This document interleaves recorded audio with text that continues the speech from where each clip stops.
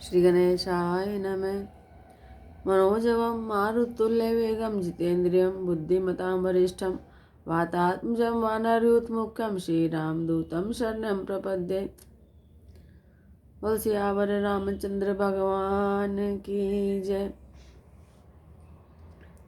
बोल पवन सुत हनुमान की जय। सीता की अग्नि परीक्षा और दीक्षा।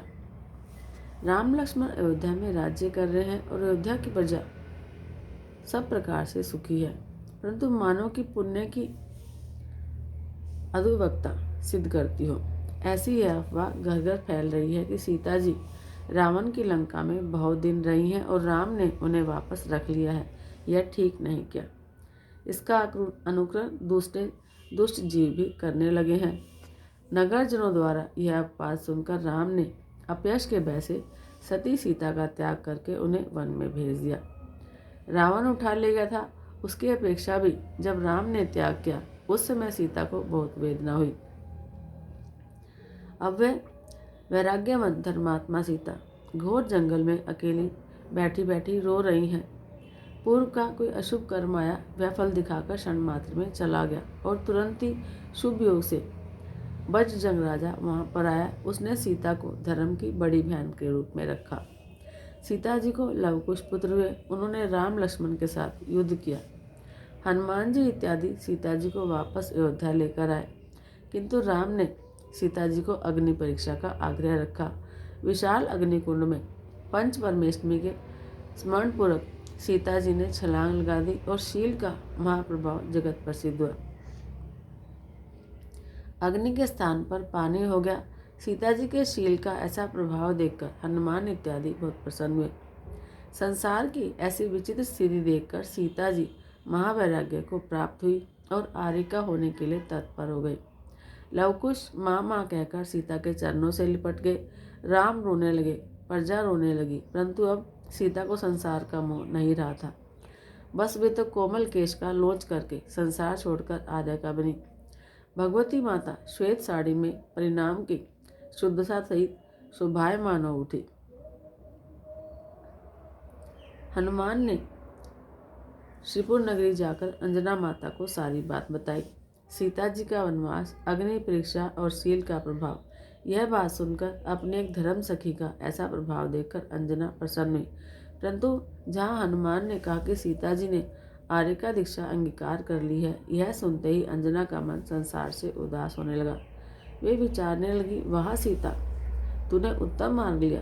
जीवन में सुख दुख के बहुत प्रसंगों के मध्य भी धैर्य रखकर तुमने आत्मा की साधना की और अंत में आर्यका बनी।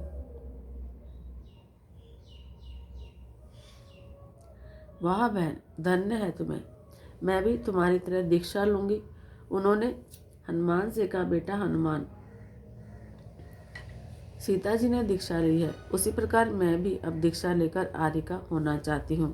संसार में बहुत सुख दुख देखे, अब तो राग द्वेष रहित चैतन्य पद को साध कर शीघ्र इस संसार से छूटना है। बेटा, मुझे संसार में एकमात्र तेरा मोह था, तेरा राग में त्याग नहीं सकती थी, परंतु अब जैसे सीता ने लवकुश को छोड़ा है, उसी प्रकार मैं भी तुझे छोड़कर आर्यका हो जाऊंगी। मैंने पहले से ही निश्चय किया था कि जब सीता जी आर्यका होंगी तब मैं भी आर्यका हो जाऊंगी। वह धन्य घड़ी आज आ पहुंची है, इसलिए बेटा हनुमान, तू मुझे दीक्षा ग्रहण की आज्ञा दे। हनुमान जी का मन सीता की अग्नि परीक्षा का प्रसंग देखा तब से एकदम वैराग्य युक्त हो गया था। माता की वैराग्य भरी बात सुनकर तुरंत उन्होंने अनुमोदना की और कहा कि धन्य माता, आपका विचार बहुत उत्तम है। पहले से ही आपने मुझे वैराग्य का अमृत पिलाया है। मैं तो आपको वैराग्य को नहीं रोकूंगा। हे माता, इस संसार में प्रीति अप्रीति में कहीं शांति नहीं है। शांति तो चैतन्य धाम में है। उसे जानने वाली आप प्रसन्नता से आर्यका होए, मैं आपको नहीं रोकूंगा। मैं भी थोड़े समय में ही इस असार संसार को त्याग करके मोक्ष को साधूंगा। इस प्रकार कहकर हनुमान ने अपनी माता की दीक्षा का महान उत्सव किया। सीता जी की भांति अंजना सती भी आर्यका रूप से शोभित हो उठी। वाह धन्य दोनों सखियां। श्रीपुर अथवा कर्ण कुंडल नगर में पवनपुत्र राजा हनुमान आनंद से राज्य करते हैं और अंतर में सदन निवासी तदपि उदासी ऐसी दशा बरत रही है कि माता अंजलि की दीक्षा के बाद हनुमान का मन संसार में कहीं नहीं लगता। गमन गामित्व इत्यादि अनेक विद्याएं, महान रिद्धियां, विमान, सुंदर बाग बगीचे, महल, राज परिवार, इन सब के बीच रहने पर भी उनकी चेतना अपने इष्ट ध्येय को नहीं चूकती है। बसंत ऋतु खिल उठी है, जैसे मुनिराज के अंतर में रतन त्रय का बगीचा खिल उठे, उसी प्रकार बाग बगीचे फल फूल से खिल उठे हैं। अन्य संसारी भोग आसक्त जीव तो बाग बगीचों में केली करने गए, लेकिन जिनका मन जिन भक्ति में भीगा हुआ है और जिनके अंतर में वैराग्य के पुष्प महक रहे हैं, ऐसे हनुमान जी को तो मेरु तीर्थ की वंदना की भावना जागी। अत्यंत हर्ष से रानियों को साथ लेकर वे सुमेरु पर्वत की ओर चल पड़े। हजारों विद्याधर राजा भी उनके साथ यात्रा करने चल दिए। आहा, हनुमान का संग तीर्थ यात्रा करने आकाश मार्ग से मेरु की ओर जा रहा है। मार्ग में अनेक दिव्य जिनालय और मुनियों के दर्शन करते करते सबको आनंद हो रहा है। बीच में भरत क्षेत्र के बाद हिमवत और हरि क्षेत्र आए, जहाँ जुगलिया जीवों की भोग भूमि है, और हिम, महाहिम और निषद ये 3 महापर्वत आए। इन तीनों कुलाचलों के अकृत्रिम जिनालयों के दर्शन करके आनंद करते करते सब मेरु पर्वत पर आ पहुँचे। आहा, जिन पर इंद्रों ने अनंत तीर्थंकरों का अभिषेक किया है, जन्म अभिषेक किया है, जहाँ से अनंत मुनिवर मोक्ष को प्राप्त हुए हैं, जिन पर शाश्वत रत्नमयी जिन बिंब सदा ही विराजमान है, रिद्धिधारी मुनीश्वर भी यात्रा के लिए यहाँ आकर आत्मा का ध्यान करते हैं। ऐसे ही शाश्वत तीर्थ की अद्भुत शोभा देखकर हनुमान जी को महान आनंद हुआ। उनकी क्या बात, अरे दूर दूर से जिस तीर्थ का नाम सुनते हुए भी अपना चित्त भक्ति से दर्शन के लिए उल्लसित होता है, उस तीर्थ के साक्षात्कार दर्शन करने से जो हर्ष हो, उसकी तो बात ही क्या है। मात्र एक आत्म अनुभूति के अलावा जगत में जिनवर दर्शन जैसा आनंद अन्यत्र कहीं भी नहीं है। हनुमान जी सबको मेरु तीर्थ की दिव्य शोभा बतलाते हैं, जिनवर देव की अपार महिमा समझाते हैं और बारंबार जिनवर समान निज स्वरूप के ध्यान की प्रेरणा जगाते हैं। सुमेरु भूमि में सबसे पहले भद्रशाल वन है, उसमें 16 शाश्वत जिनालय हैं। उसके पश्चात ऊंचे जाने पर नंदनवन और सोमनस वन आता है। वहाँ भी 16 अकृत्रिम मंदिर हैं। उन मंदिरों की अद्भुत शोभा देखने पर आश्चर्य होता है, और उनमें विराजमान भगवान की वीतरागता देखने पर तो आश्चर्य से भी पार। ऐसी चैतन्य वृत्तियाँ जाग उठती हैं। ऐसे तीनों वनों में आनंद से दर्शन करके जय जयकार करते हुए सभी मेरु के ऊपर के चौथे पांडुक वन में आए। कितने ही देव भी हनुमान जी के साथ मेरु की यात्रा में भाग ले रहे हैं। हनुमान जी सबको बताते हैं, देखो यह स्फटिक की पांडुशिला, यह महापूज्य है। यहाँ भरत क्षेत्र के तीर्थंकर भगवंतों का जन्म अभिषेक होता है, इसलिए यह कल्याणक तीर्थ भूमि है। अनंत मुनिवर यहाँ से मोक्ष पधारे हैं, इसलिए शाश्वत सिद्ध क्षेत्र भी है। यहाँ परम अद्भुत जिनालयों में जगमगाहट कर रहे रत्न में जिन बिंब मानो केवल ज्ञान खिला हो, ऐसे सुशोभित हो रहे हैं और आत्मा के पूर्ण स्वरूप को प्रकाशित करते हैं। चंवर, छत्र, भामंडल इत्यादि की शोभा से इस पांडुक वन के मंदिर मानो मेरु पर्वत का रत्नजड़ित मुकुट हो, ऐसा शोभता है। अभी हनुमान जी जिस स्थान की यात्रा कर रहे हैं वह कितना ऊंचा है खबर है? मेरु पर्वत 1 लाख योजन ऊंचा है। उसमें ऊपर के भाग में पांडुक वन है। सूर्य चंद्र तो पूरे 1000 योजन ऊंचे नहीं हैं। इन सूर्य चंद्र की अपेक्षा लगभग 99,000 योजन ऊंचे, अर्थात लगभग 40 करोड़ मील ऊंचे अभी अपने कथानायक आनंद से हनुमान जी वहाँ पर यात्रा कर रहे हैं। हनुमान जी को और समस्त विद्याधरों को मंदिरों के दर्शनों से अत्यंत खुशी मिली। बहुत भाव से जिन गुण गाते गाते मंदिरों की प्रदक्षिणा करी, जैसे सूर्य चंद्र मेरु की प्रदक्षिणा करते हैं, उसी प्रकार सूर्यवत तेजस्वी हनुमान इत्यादि 1 लाख योजन जितनी ऊंचाई वाले मेरु की प्रदक्षिणा करने लगे, बारंबार दर्शन करने लगे। प्रभु की वीतरागता की और सर्वज्ञता की महिमा करने लगे। फिर सबने कल्प वृक्षों के पुष्पों और रत्नों के अर्घ्य द्वारा महान विनय से पूजन किया। आहा, मेरु जैसा महातीर्थ, जहाँ सर्वज्ञ वीतराग जैसे पूज्य देव और जहाँ हनुमान जैसे चरम शरीरी साधक पुजारी, उस महान पूजा की बात का कहना क्या। बहुत देव और विद्याधर आश्चर्य को प्राप्त होकर जैन धर्म की महिमा से सम्यक्त को प्राप्त हुए।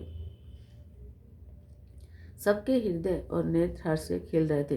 पूजन के बाद हाथ में वीणा लेकर हनुमान जी ने अद्भुत भक्ति से जिन गुण गाए। अप्सराएं भी नाचने लगी।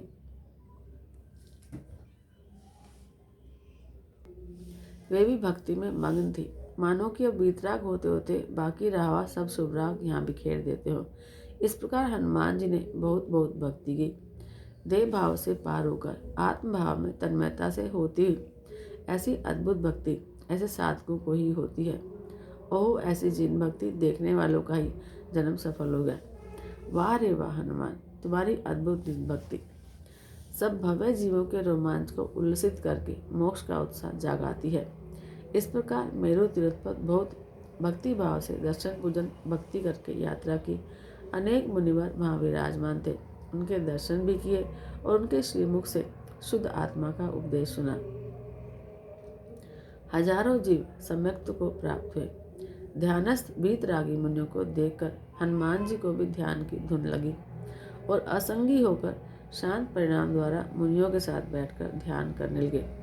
एकाग्रता द्वारा आत्मा को ध्याते ध्याते कोई परम अद्भुत निर्विकल्प आनंद की अनुभूति की।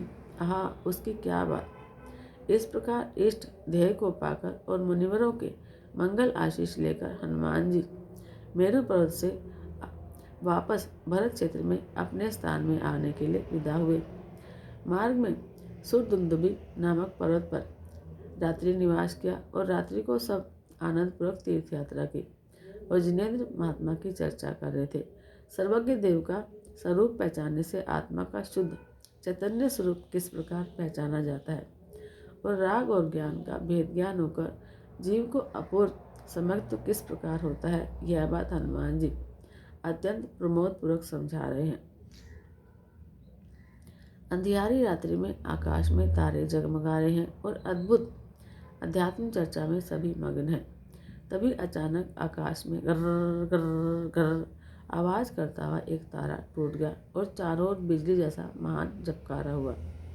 आहा, बस तारा टूटने पर हनुमान जी का संसार ही टूट गया। इस प्रकार उस बिखरते हुए तारे को देखकर हनुमान जी तुरंत ही संसार से विरक्त हुए। क्षण भंगुरता देखकर वे देहादि संयोग की अनित्यता का चिंतन करने लगे। परम वैराग्य से बारह भावना भाने लगे। अरे, बिजली के चमकार जैसी इन संयोगों को और राग आदि की क्षणभंगुरता में चैतन्य तत्व को अतिरिक्त दूसरा कौन शरण है। यह राजपाट भोग सामग्री और कहीं जीव को शरण या साक्षात्कार नहीं है। रतन त्रय की पूर्णता वही शरण रूप साथीदार है और अविनाशी मोक्ष पद की प्रदाता है। हनुमान जी विचार करते हैं कि बस अब मुझे शीघ्र रत्न त्रय की पूर्णता का उद्यम कर्तव्य है। हनुमान ने अपनी भावना मंत्रियों को और मंत्री रानियों को अवगत करा दी।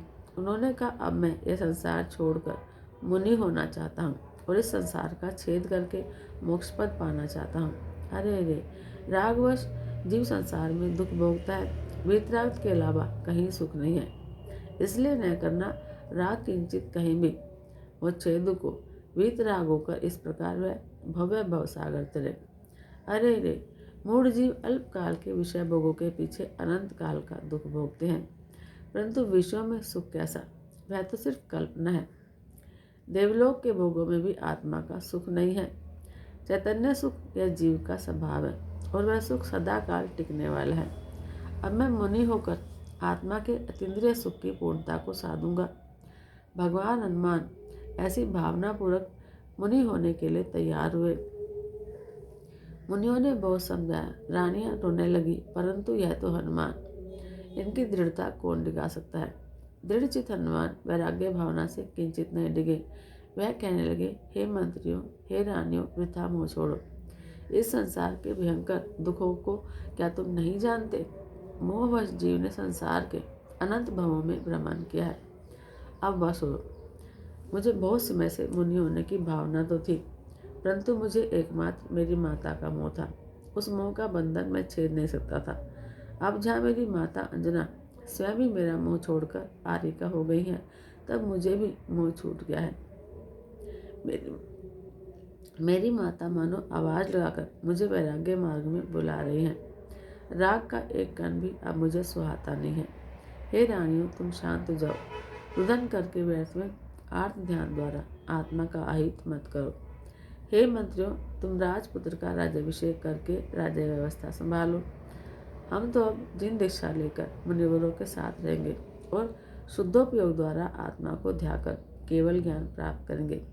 एक क्षण का भी प्रमाद अब हमें उसाता नहीं है। वाह रे वाह! जिन शासन का वीतरागी रहस्य जानने वाले हनुमान राजा तो आभूषण उतार कर मुनि होने के लिए चल पड़े। रानियां भी हनुमान के उपदेश से प्रतिबोध प्राप्त करके खेत का परित्याग करके आर्या दीक्षा हेतु तैयार हो गई। हजारों विद्याधर भी वैराग्य पाकर हनुमान जी के साथ ही दीक्षा लेने के लिए तैयार हुए। सिद्धालय में जिस मार्ग से जिनवर पधारे हैं उसी मार्ग में जाने के लिए सब तैयार हुए। वाह रे वाह! धन्य वह प्रसंग। निकट में ही रिद्धिधारी चारण मुनिवरों का संघ विराजमान था। आहा, मोक्ष मार्ग को साधने वाले मुनिवरों की भव्य मंडली विराजमान थी और आत्म ध्यान में लगी हुई थी। वाह! मोक्ष साधक मुमुक्षुओं की ऐसी वीतरागी मंडली देखकर हनुमान जी के आनंद का पार नहीं रहा। स्वयं भी उस मोक्ष मंडली में सम्मिलित हो जाने के लिए महाविनय से उन वीतरागी संतों को वंदन करके हनुमान जी ने प्रार्थना करते हुए कहा, हे प्रभु, मेरा चित्त इस संसार से सर्वथा विरक्त हुआ है और मैं शुद्ध आत्म तत्व की सिद्धि के लिए जिन दीक्षा अंगीकार करना चाहता हूँ, इसलिए आप कृपा करके मुझे परोपकारी परमेश्वरी दीक्षा प्रदान करें। प्रभु, अब इस भव दुख से छूटकर मैं जन्म मरण रहित परम पद को प्राप्त करना चाहता हूँ। मुनिवरों ने हनुमान के वैराग्य की प्रशंसा करते हुए कहा, अहो भव्य, तुमने उत्तम विचार किया। तुम चरम शरीरी भव्य हो, शीघ्र ही अपना आत्मकल्याण करो।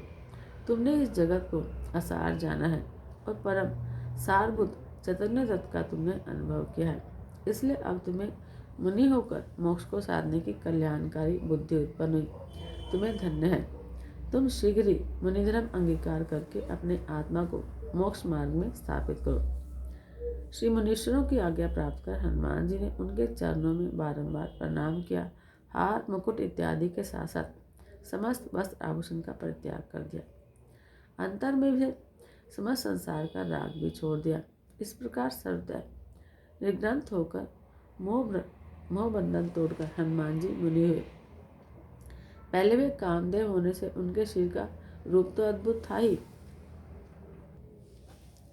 और अब तो रत्नत्रय के सर्वोत्कृष्ट आभूषण से उनका आत्मा अतिशय रूप से शोभित हो उठा। आहा,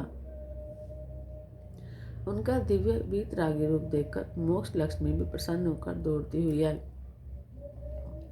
परंतु शुद्धोपयोग में लीन उन मुनिराज को तो उस समय मोह लक्ष्मी की भी कहाँ आकांक्षा थी। वे तो अपनी निर्विकल्प स्वानुभूति के सप्तम गुण स्थान में विराजमान थे।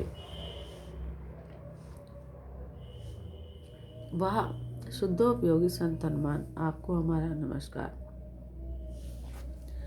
हनुमान के साथ हजारों विद्याधर भी मुनि बने और हजारों विद्याधर रानियां बंधुमती आरिका के पास जाकर आरिका हुई। हनुमान की दीक्षा का महान वैराग्य प्रसंग देखकर अनेक प्रजाजनों ने श्रावक के व्रत अंगीकार किए। अनेक जीव सम्यक दर्शन को प्राप्त हुए। इस प्रकार जैन शासन का महान उद्योग हुआ। श्री शैल मुनिराज यानी कि हनुमान मुनिराज शैलेश की अपेक्षा भी अचल रूप से चारित्र का पालन करने लगे। उनका अद्भुत वीतराग चारित्र देखकर इंद्र भी उन्हें नमस्कार करके उनकी प्रशंसा करते थे। राम लक्ष्मण ने भी उन्हें वंदन किया। हनुमान तो वीर थे ही, शुक्ल ध्यान के चक्र द्वारा महावीर बनकर उन्होंने सर्वज्ञ पद को साध लिया। केवल ज्ञान के अहिंसा शस्त्र द्वारा समस्त लोकालोक को वश में कर लिया। फिर अरिहंत पद में आकाश में विहार करते करते मांगी तुंगी पधारे और वहां के तुंगी बदशीरी शिखर से मोक्ष दिशा प्रकट करके सिद्ध पद को प्राप्त हुए। अभी भी वह मुक्त आत्मा अपने परम ज्ञान आनंद के साथ बराबर तुंगी व्रत के ऊपर ठेठ ऊंचे लोकाग्र में सिद्धालय में अनंत सिद्ध भगवंतों के साथ विराजमान है। उन्हें नमस्कार हो। जय हनुमान, जय सिद्ध भगवान। वीर संवत 2483 में इस मांगी तुंगी सिद्धिधाम की यात्रा गुरुवर के साथ की थी, जिसका वर्णन मंगल तीर्थ यात्रा पुस्तक में प्रकाशित है, जिसे यहाँ भी अविकल रूप से बताया जा रहा है। राम हनु सुग्रीव सुडोल गौ गवाक्ष नील महानील कोटि 99 मुक्ति प्रयाण तुंगी गिरि मंदोदरो ध्यान।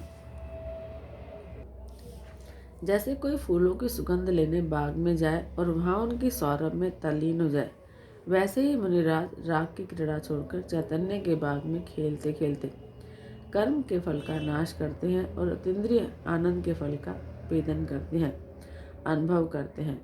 चैतन्य के बाग में क्रीड़ा करने वाले मुनिराज को सम्यक दर्शन और सम्यक ज्ञान पूर्वक चरित्र हुआ है। अनंत आदि अनंत गुण खिल उठे हैं।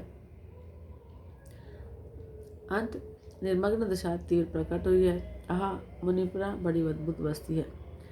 भाई, बाग में हजारों पुष्प वृक्ष होते हैं, उसी प्रकार मुनिराज को भगवान आत्मा के बाग में अनंत गुण निर्मल पर्यायों के रूप में खिल उठे हैं, क्योंकि चरित्र है ना। मुनिराज आत्म उद्यान में खेलते खेलते लीला करते करते किंचित दुख बिना अंतर में अनंत आनंद की धारा में निमग्न रहकर कर्म के फल का नाश करते हैं। वास्तव में तो उस समय कर्म फल उत्पन्न ही नहीं होता, उसे नाश कहते हैं, ऐसा कहा जाता है। भगवान महावीर के 2500 वर्षीय निर्वाण महोत्सव के महान मंगल वर्ष में मोक्षगामी भगवान श्री हनुमान जी के पवित्र जीवन की इस आनंदकारी कथा का लेखन श्री वीरनाथ भगवान के दीक्षा कल्याणक के मंगल दिन वीर संवत 2501 के कार्तिक कृष्ण दशमी और श्री कहान गुरु के मंगल सानिध्य में मुनिपद की उत्तम भावनाओं द्वारा समाप्त हुआ। मोक्षगामी जीव की यह मंगल गाथा जो भावपूर्वक पढ़ेगा सुनेगा, उसके सारे विघ्न बेकार के राग द्वेष इत्यादि दूर होंगे और जिन धर्म की आराधना द्वारा उसका कल्याण होगा। आत्म राम की ज्ञान चेतना क्या है? राज्याभिषेक हो या वनवास, सीता का वियोग हो या उसकी प्राप्ति, लक्ष्मण के प्रति अनुराग या रावण के प्रति द्वेष, इन सब भावों से अलिप्त होकर जिसकी ज्ञान चेतना ने आत्मा राम के साथ एकत्र नहीं छोड़ा और पर भाव में एकत्र नहीं किया, उन श्री राम की भगवती ज्ञान चेतना वंदनीय है। हे मुमुक्षु, यदि तू संसार की अशांति से थक गया तो अब उन भावों से अलग पड़कर जहाँ शांति भरी है ऐसे तेरे अंतर तत्व का परिचय कर। संसार में सर्वत्र तुझे सूना सूना लगता है तो एक बार अपने चैतन्य में देख, उसमें कैसा लगता है, कोई अनोखी शांति का वेदन होता है। वीर निर्वाण संवत 2483 में पूज्य गुरुदेव श्री कानजी स्वामी द्वारा संपन्न चरित्र नायक भगवान हनुमान की निर्वाण स्थली मांगी तुंगी यात्रा का वर्णन है और संस्मरण है। यह मांगी तुंगी सिद्ध क्षेत्र बहुत पुराना है। यहाँ से श्री रामचंद्र, सुग्रीव, हनुमान, सुडील, गवाक्ष, नील, महानील और 99 करोड़ मुनिवर मोक्ष को प्राप्त हुए हैं। समेत शिखर जी के अतिरिक्त दूसरे किसी भी तीर्थ की अपेक्षा यहाँ से मोक्ष प्राप्त करने वालों की संख्या अधिक है। यहाँ विशाल धर्मशाला है। उसके बड़े चौक के बीच में लगभग 31 फीट ऊंचा सुंदर मानस्तंभ है। मानस्तंभ के अगल बगल में 3 जिन मंदिर हैं। धर्मशाला के बाजू में ही सिद्धिधाम का सुंदर दृश्य दिखाई दे रहा है।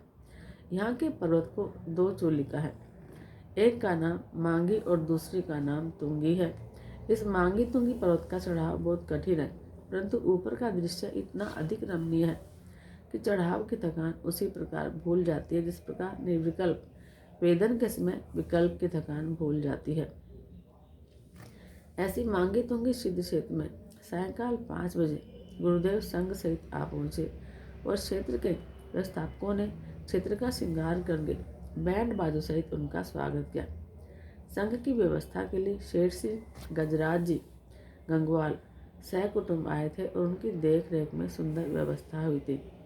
जिन मंदिरों के दर्शन करके संघ ने भोजन किया, फिर यात्रा की व्यवस्था संबंधी मीटिंग हुई। यात्रा संघ में प्रमुख श्री रामजी भाई की देखरेख बहुत जरूरी थी। छोटी बड़ी अनेक कठिनाइयों में वे सारे मार्ग निकाल लेते थे। रात्रि तक अभी कितने ही यात्रियों की मोटर मांगी तुंगी पहुंची नहीं थी। इस संबंध में भी वे खोज करते थे। यात्रा में स्वयं को बहुत कठिनाइयां आने पर भी उसको एक तरफ करके संघ की व्यवस्था के लिए परिश्रम करते थे। फिर भाई श्री नेमीचंद जी पाटनी संघ के मंत्री थे और संघ की व्यवस्था का अनेक विध उत्तरदायित्व वाला कार्य वे अत्यंत लगन से करते थे। विशेष रूप से पूज्य गुरुदेव श्री को प्रवास में कहीं तकलीफ न हो, इसके लिए बहुत लगन से सतत रूप से संभाल रखते थे और दिन रात उनके मन में एक ही बात चलती थी कि संघ के आगे आगे के प्रोग्राम की व्यवस्था, फिर मार्ग की खोज, निवास आदि की व्यवस्था, यह सब निर्णय करने का उत्तरदायित्व भी उनके ऊपर था। सारे संघ के चला संचालन का भार उन पर था और वे संघ में कोई भी तकलीफ न पड़े, इसके लिए बहुत लगन और वात्सलता से संचालन करते थे।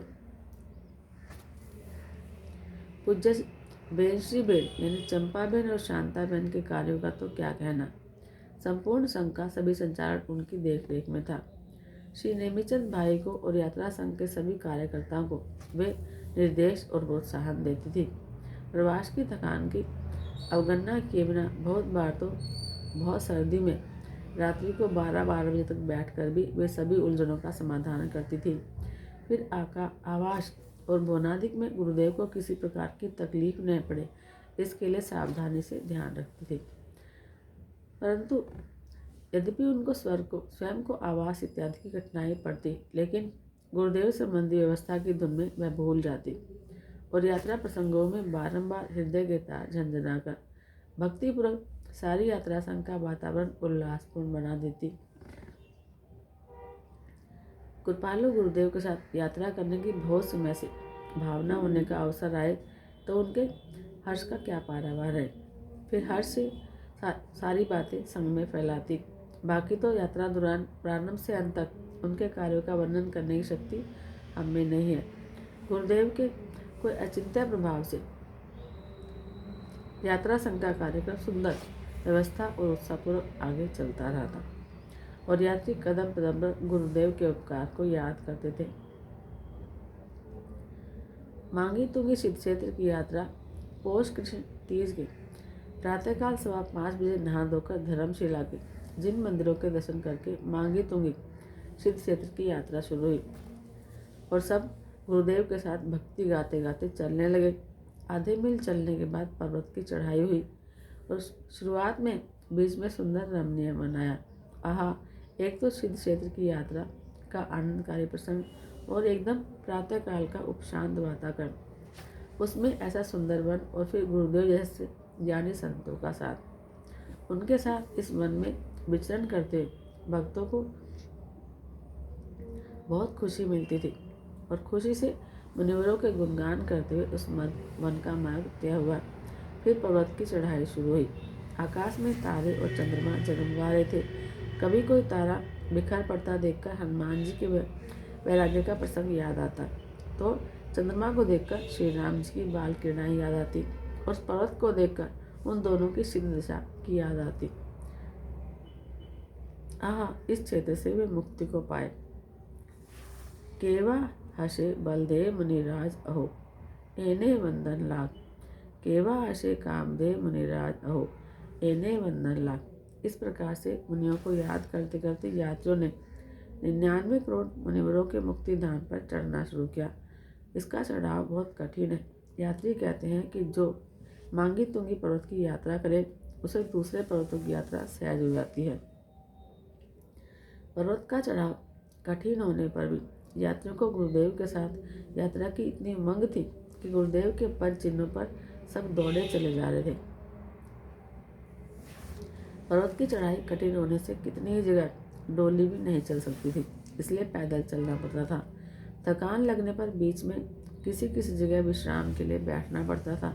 तब पर्वत का सुंदर वातावरण देखकर पूज्यश्री कहते, आहा, यहाँ से कितने मुनिवर मुक्ति को प्राप्त हुए हैं और वे इस श्रेणी में ऊपर विराजमान है। फिर सिद्धालय की ओर नजर दिखाकर मानो ऊपर विराजमान सिद्ध भगवान दिखाई पड़ते हैं। इस प्रकार भावपूर्वक हाथ जोड़कर नमो सिद्धानम करते थे। यह देखकर सब भक्तों को आनंद मिलता था और सब उनका अनुकरण करते थे। आहा, गुरुदेव के साथ अपूर्व यात्रा होती है और संत में सिद्ध भगवान दिखाते हैं। ऐसी आनंद तरंग से सबके हृदय उल्लासित होते थे। वह उल्लास पूज्य बेन जी और बेन निम्नानुसार भक्ति द्वारा व्यक्त करती थी। आनंद मंगल आज हमारे, आनंद मंगल आज जी, गुरुवार साथे यात्रा करता है डे, हरक न माए जी, दर्शन सिद्ध प्रभुता ना जाने, आनंद मंगल थाए जी, दर्शन सिद्ध प्रभु ना करीने, माने पर सिद्ध थाऊं जी, सिद्ध प्रभु जी मारा है ये, आनंद मंगल वर्ते जी, सिद्ध प्रभु ना दर्शे थासु, थासु सिद्ध स्वरूप जी, कहान गुरु न साजी मलियो, थासु सिद्ध स्वरूप जी, आनंद मंगल आज हमारे, आनंद मंगल आज जी। भक्ति की धुन चढ़ने पर भक्तों की थकान उतर जाती थी। पर्वत चढ़ते चढ़ते कहीं तो ऐसा विकट मार्ग आता कि कगार पकड़ पकड़ कर चढ़ना पड़ता, तो कहीं घुटनों के बल गुफाओं में से निकलना पड़ता।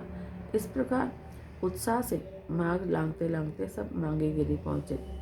मांगी गिरी पर एक छोटा कुंड है। उसके किनारे कितनी ही छोटी गुफाएं हैं। जिनेंद्र भगवान और ध्यान में खड़े हुए अनेक मुनियों के दृश्य से गुफाएं शोभित हो रही हैं। एक गुफा का नाम सीता गुफा है। उसमें सीता जी के चरणों की स्थापना है। संभव है कि आर्यिका होने के बाद सीता माता ने इस ओर विचरण किया होगा और यहाँ ध्यान किया होगा। फिर आगे जाने पर एक पुरानी घिसी हुई प्रतिमा आती है। उसे विशाला बलभद्र रूप से पहचाना जाता है। इस संबंध में ऐसी मान्यता है कि इसका अतिशय सुंदर रूप देखकर नगर की स्त्रियां मोहित हो जाती थी, इसलिए वे नगर से विमुख होकर वापस वन में चले जाते हैं। फिर एक मंदिर आता है। उसमें लगभग 2000 वर्ष प्राचीन अनेक जिन प्रतिमाएं उत्कीर्ण हैं, वे सुंदर और भाववाही हैं। भगवान श्री रामचंद्र जी इत्यादि की वीतराग मूर्ति देखकर सभी को बहुत हर्ष हुआ। यहाँ दर्शन करके भक्ति पूजन किया और फिर प्रदक्षिणा करते करते थोड़ी देर भक्ति की। जय रामचंद्र जय रामचंद्र जय रामचंद्र देवा, माता तोरी कुशल्या ने पिता दशरथ पाया। जय रामचंद्र जय रामचंद्र जय रामचंद्र देवा, अयोध्या में जन्म लिया तुझे अष्टम बलभद्र आया, मांगी तुमसे मोक्ष पधारे हो देवन के देवा। जय रामचंद्र जय रामचंद्र जय रामचंद्र देवा, सिद्धालय में आप विराजे वंदन आज हमारा, कान गुरु साथे यात्रा करता आनंद अपरंपारा। जय रामचंद्र जय रामचंद्र जय रामचंद्र देवा, माता तोरी कौशल्या तो पिता दशरथ राया। इस प्रकार भक्तिपूर्वक मांगी गिरी की यात्रा करके सब तुंगी गिरी की ओर चल दिए। एक ही पर्वत पर मांगी और तुंगी ऐसे 2 शिखर हैं। लगभग पौन पर्वत चढ़ने के बाद 2 रास्ते पड़ते हैं, एक मांगी जाता है और दूसरा तुंगी। इसलिए मांगी से तुंगी की ओर जाने के लिए पहले थोड़ा उतरना पड़ता है, फिर तुंगी की ओर जाया जाता है। यह मार्ग बहुत संकरा और विकट है, इसलिए एक एक व्यक्ति मुश्किल से चल पाता है और ढाल और चढ़ाव बहुत होने से सावधानी रखनी पड़ती है। ऐसे मार्ग में आसपास के कगार पर हाथ टेक टेक कर जब गुरुदेव चलते हैं और पीछे से भक्त मानो वे दृश्य देखकर जय जयकार करें और वह मार्ग उलांघ जाने के बाद फिर गुरुदेव पीछे से भक्तों को सावधान करें कि ध्यान रख के आना, धीरे धीरे आना, उतावला मत होना। इस प्रकार विकट मार्ग भी गुरुदेव के साथ आनंद से तय हो जाता है। इस प्रकार मांगी तुंगी पर्वत की यात्रा में यात्रियों की उनके भी विविध यात्रियों की भारी कसौटी हुई। बीच बीच में विकट मार्ग में डोली भी चल नहीं पाती थी, इसलिए पैदल चलना पड़ता था। लेकिन गुरुदेव यात्रा में उत्साह बढ़ते थे और विकट मार्ग भी उल्लंघन कर जाते थे। जैसे मोक्ष मार्गी जी मोक्ष के उत्साह में बीच में आने पड़े सब उपद्रवों को लांघ जाता है। मांगी से तुंगी की ओर जाने से विकट मार्ग में बीच में गिरिमाला के सुंदर दृश्य देखते देखते और भक्तों की धुन गाते गाते भक्ति पर तुंगी पर्वत पर पहुँचे। फिर श्री राम, हनुमान, सुग्रीव इत्यादि धर्मात्मा मुनि होकर यहाँ से मोक्ष पधारे हैं। यहाँ से चंद्रप्रभ भगवान का सुंदर मंदिर है। उसमें वैराग्य झरते उपशांत मुनि के दर्शन होते। गुरुदेव ने प्रमोद से कहा, ओहो, यहाँ तो मानो सिद्ध भगवान ऊपर से उतरे हो, ऐसा लगता है। सिद्ध भगवान मानो सम्मुख ही विराजते हों और उसका ध्यान करने बैठ जाएं, ऐसा लगता है। यहाँ से जो करोड़ों मुनिवर मोक्ष को प्राप्त हुए वे अपने ऊपर ही विराज रहे हैं, देखो। ऐसा कहकर गुरुदेव ने ऊपर नजर करके सिद्धालय की ओर हाथ ऊंचा करके बताया। यह सुनकर यात्रियों को हर्ष हुआ और सबने भक्ति से दर्शन करके अर्घ चढ़ाया। गुरुदेव ने वैराग्य रस झरती भक्ति कराई। फिर गुफा में दूसरे अनेक जिनबिंब और रामचंद्र जी इत्यादि के चरण कमल है, वहाँ भी सबने दर्शन पूजन किए। राम, हनु, सुग्रीव आदि जे तुंग गिरी तिताई, कोटि 99 मुक्त गए मुनि, पूजो मन बचकाई। इस तुंग गिरी पर सैकड़ों फीट ऊंची एक सीधी टोक है। आकाश में ऊंचे ऊंचे दिखाई देती यह गगनगामिनी टोक देखते ही मानो यह श्री पर्वत भी श्री राम जी के पीछे पीछे सिद्धालय में जाने का प्रयत्न करता हो, अथवा यात्रियों को श्री राम जी के सिद्धि गमन का मार्ग दिखाता हो, ऐसा लगता है। और भक्तों के मन में भी सिद्ध पंथ की प्रेरणा जागती है। तुंगगिरी के ऊपर दर्शन पूजन करने के बाद पूज्य बेन ने थोड़ी देर भक्ति गिराई। भक्ति के साथ वह प्रसंग और क्षेत्र के योग्य नए नए काव्य जोड़कर गाती थी, इसलिए विशेष भाव उल्लसित होते थे। धन्य मुनीश्वर, आत्महित में छोड़ दिया परिवार, कि तुमने छोड़ा सब घर बार। धन्य रामचंद्र मुनि, आत्महित में छोड़ दिया परिवार, कि तुमने छोड़ा सब संसार। धन छोड़ा वैभव से छोड़ा, जाना जगत असार, कि तुमने जाना जगत असार। ज्ञान दर्शन चारित्र को ध्याया, केवल ज्ञान को शीघ्र मिलाया। चिदानंद चेतन को प्रगटा, सिद्ध स्वरूप रूप हो पाया। मांगे तुंगी से रामचंद्र जी पाया, सिद्धि धाम की तुमसा और नहीं बलवान। धन्य रामचंद्र जी धन्य मांगे तुंगी, धन्य और सिद्धि धाम की तुमसा और नहीं बलवान। गुरु जी प्रतापे पाया, आजे पावन तीरथ धाम की तुमसा और नहीं बलवान। दर्शन पूजन भक्ति के बाद ऊपर से नीचे शिखर को प्रदक्षिणा करी। प्रदक्षिणा में बीच में गुफा देखकर उसमें बैठने का मन हो जाता था और गुफावासी होकर कब आत्म ध्यान करे, ऐसी भावना हृदय में जागती थी। इस प्रकार भक्ति भावना पूर्वक प्रदक्षिणा पूरी होने पर मांगे तुंगी सिद्ध क्षेत्र की यात्रा पूरी हुई और जय जयकार पूर्वक यात्री उतरने लगे। तुंगीगिरी चढ़ते उतरते हुए बीच में एक स्थल में तो बहुत ऊंचा और सीधा चढ़ाव आता है। आसपास की कगार को पकड़कर कठिनता से उसे लांघा जाता है। उतरते हुए नीचे के भाग में एक जगह शुद्ध बुद्ध गुफा आती है। उस गुफा में भी जिन बिंब बने हुए हैं, उत्कीर्ण हैं, मानो की गुफा में बैठकर संत जो है शुद्ध बुद्ध आत्मा का ध्यान धर रहे हो। इस प्रकार शुद्ध बुद्ध गुफा देखकर संतों को शुद्ध बुद्ध आत्मा का स्मरण होता था। इस प्रकार गिरी गुफा का अवलोकन करते हुए और भक्ति की धुन मचाते हुए आनंद पूर्वक मांगे तुंगी सिद्ध क्षेत्र की यात्रा करके लगभग 11:30 बजे सब नीचे आए और गुरुदेव के साथ दूसरे सिद्ध क्षेत्र की यात्रा पूरी हुई। मांगे तुंगी से सिद्धि प्राप्त सिद्ध भगवंतों को नमस्कार। इस सिद्धि धाम की यात्रा कराने वाले महान गुरुदेव को नमस्कार। सिद्ध क्षेत्र की यात्रा के बाद सभी यात्री आनंदपूर्वक भोजन करने बैठे। संघ के सभी यात्री एक पंक्ति में बैठकर भोजन करते हो और आनंद की लोल करते हो। यह दिखाव सरस लगता था। परोसने का काम भी यात्री ही करते थे। शुरू के दिनों में यह काम ब्रह्मचारी बहनें इत्यादि करती थी। संघ को जिमाने में आनंद आता था। यात्रा की प्रसन्नता में किसी किसी समय संघ के यात्रियों में से कोई भाई अपने ओर से संघ को जिमाते। यात्रा प्रसंग में किन्हीं किन्हीं भाग्यवत यात्रियों को जब पूज्य गुरुदेव को अपने आंगन में जिमाने का लाभ मिलता तब उन यात्रियों को बहुत खुशी मिलती। पूज्य श्री कांजी स्वामी की अपूर्व तीर्थ यात्रा में पौष कृष्ण तीज का यह वर्णन चल रहा है। प्रातः मांगी तुंगी तीर्थधाम की उल्लास यात्रा भरी यात्रा कर आने के बाद सबने भोजन किया। अब दोपहर को सजे हुए विशाल मंडप में गुरुदेव जी का प्रवचन चल रहा है। गुरुदेव कहते हैं, देखो यात्रा में आज यह पहला प्रवचन यहाँ मांगी तुंगी सिद्ध क्षेत्र में हो रहा है और इसमें सिद्धि के उपाय की बात आई है। अपने संत मुनिवर जिस धाम में से मुक्ति को प्राप्त है उस धाम की यात्रा करने निकले हैं और यहाँ वे संत किस भाव से मुक्ति प्राप्त हुए इस भाव की बात करते हैं। इस प्रकार भाव से और क्षेत्र से दोनों प्रकार से तीर्थ यात्रा का सुमेल है। संत जिस उपाय से मुक्ति को प्राप्त हुए उस उपाय को जानकर संतों के मार्ग में चलना यह वास्तविक यात्रा है। श्रोता भी आनंद से विभोर होकर एकाग्रतापूर्वक सुन रहे हैं और सामने ही मांगे तुंगी पर्वत दिखाई दे रहा है।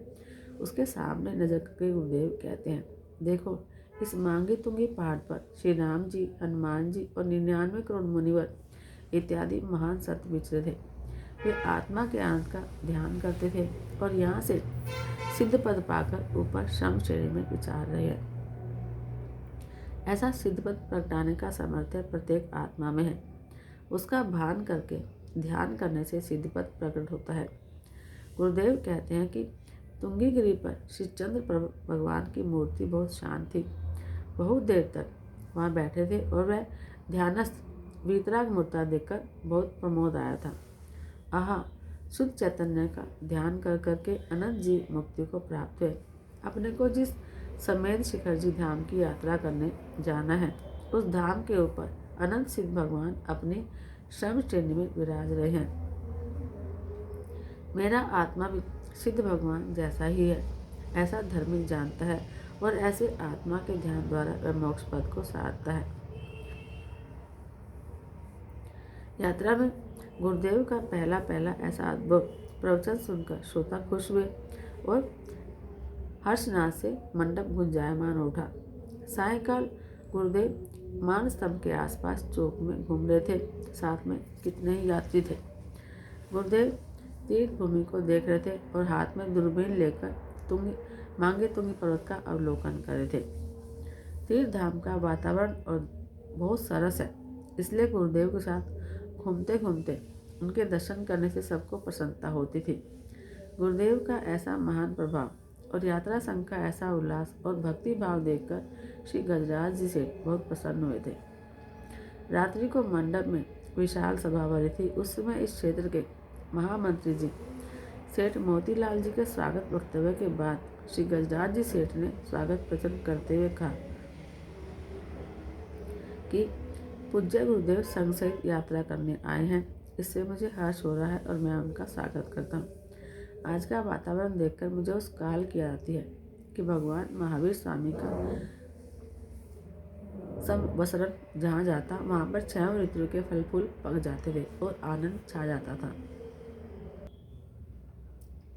इस तरह स्वामी जी के आने का समाचार सुनकर गांव-गांव में चर्चा चल रही कि स्वामी जी का स्वागत कैसे करें और व्यवस्था किस प्रकार करें। इनका स्वागत करते हुए मैं अपने आप को धन्य समझता हूँ। पूज्य स्वामी जी के लिए मुझे भी सद्भावना और भक्ति है। यहाँ की प्रबंध कमेटी की ओर से मैं सभी का स्वागत करता हूँ। मुंबई की तरह हमारे कलकत्ता में बड़े जोर शोर से लोगों की कमेटियाँ बनी हुई हैं और स्वागत की बड़ी तैयारियाँ चल रही हैं। भाषण के बाद प्रबंधक कमेटी की ओर से सेठ गजराज जी ने सम्मान पत्र अर्पण किया। इसमें लिखा था कि परम पूज्य भगवान कुंदाचार्य के परम पूज्य सद्गुरुदेव श्री कांजी स्वामी के चरण कमलों में श्री सिद्ध से मांगी तुंगी जी दिगंबर जैन के प्रबंधकर्ताओं की तरफ से आज आपसे भारत में अध्यात्म धर्म का प्रकाश हो रहा है। जिस प्रकार भगवान महावीर का संवत्सरण भारत में सर्वत्र विहार कर ज्ञान रूपी सूर्य का प्रकाश करता था, उसी प्रकार आप भी इस पंचम काल में जगह जगह घूमकर जीवों को सच्चा मार्ग दिखाकर अज्ञान रूपी अंधकार को मिटा रहे हैं। इस प्रकार दिगंबर जैन धर्म का आपने उद्योग किया है। वहाँ के मुनीम जी ने भी श्रद्धांजलि में कहा कि इस क्षेत्र पर महाराज को और संघ को देखकर मैं बहुत खुश हूँ।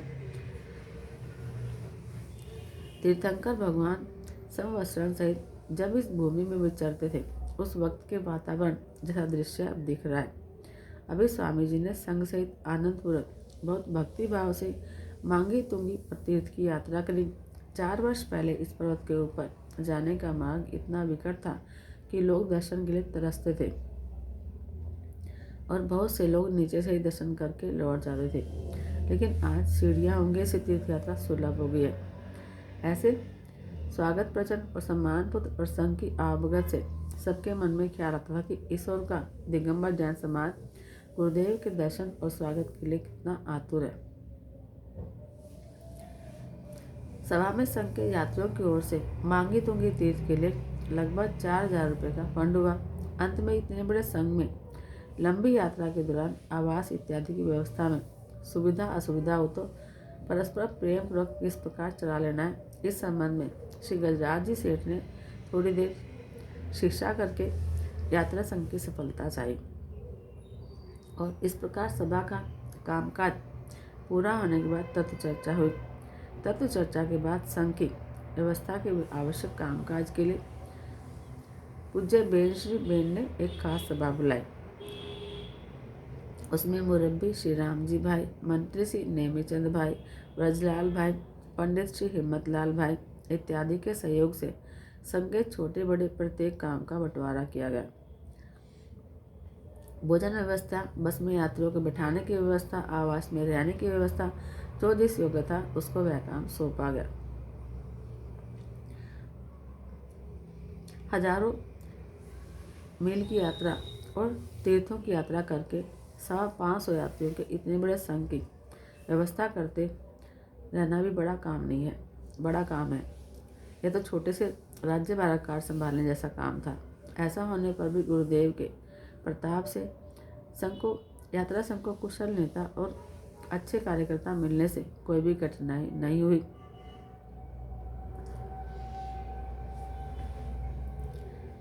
पौष कृष्ण चौथ सवेरे यात्रियों ने धर्मशाला के जिन मंदिर में दर्शन पूजन किए और सामने ही नजदीक दृष्टिगोचर मांगी तुंगी सिद्धि धाम के दर्शन किए और उस दिन जिनकी यात्रा बाकी रह गई थी वे यात्रा करने गए। और दर्शन पूजन के बाद गुरुदेव का प्रवचन हुआ और सब कहने लगे कि आज का प्रवचन कितना अद्भुत था। शुरू में गुरुदेव ने कहा कि इस सिद्ध क्षेत्र में मंगलाचरण रूप से समय सार की पहली गाथा पढ़ते हैं। वंदितु सब सिद्धे, सिद्ध भगवंतों को नमस्कार की गाथा और सामने हो सिद्ध क्षेत्र। मानो सिद्ध भगवंत इस यात्रा महोत्सव में हाजरा हजूर पधारे हो, ऐसे उल्लास से गुरुदेव की वाणी का प्रवाह था। ओहो, मैं सर्व सिद्धों को नमस्कार करता हूँ, मैं सिद्ध भगवंतों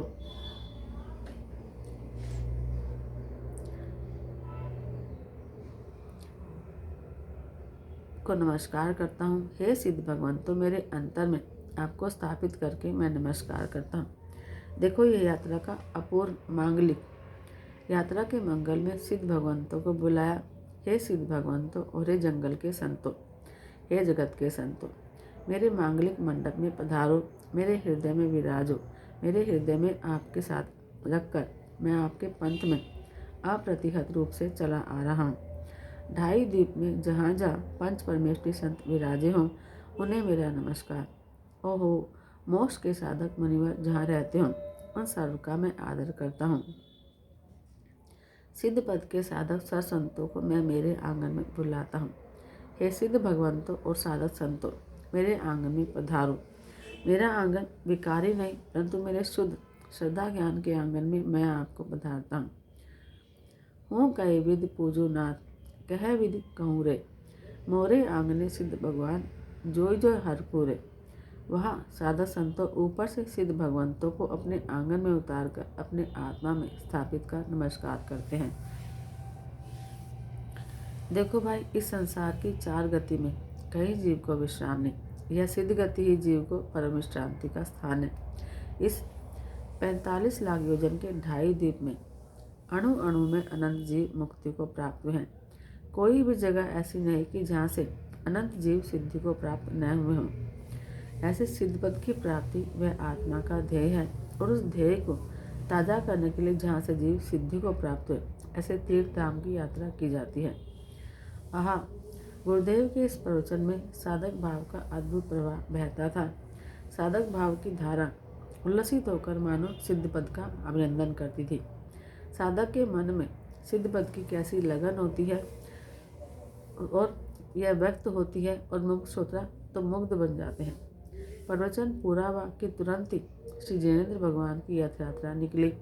भगवान के रथ को स्वयं भक्त उल्लास से खींचते थे। भक्तों का उत्साह देखकर गुरुदेव भी हर्षित हो रहे थे, और गुरुदेव का हर्ष देखकर बेनश्री और बहन भी बहुत भक्ति कराती थी। इस प्रकार हर्ष से भगवान की यात्रा पूरी हुई।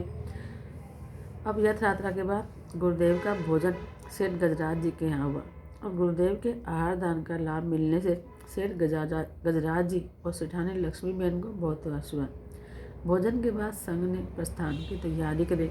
मोटरें लाइन से लगाई गई, ऊपर सामान का ढेर लगाया गया, और यात्री सायंकाल के लिए नाश्ता पानी लेकर अपनी अपनी मोटर में बैठ गए।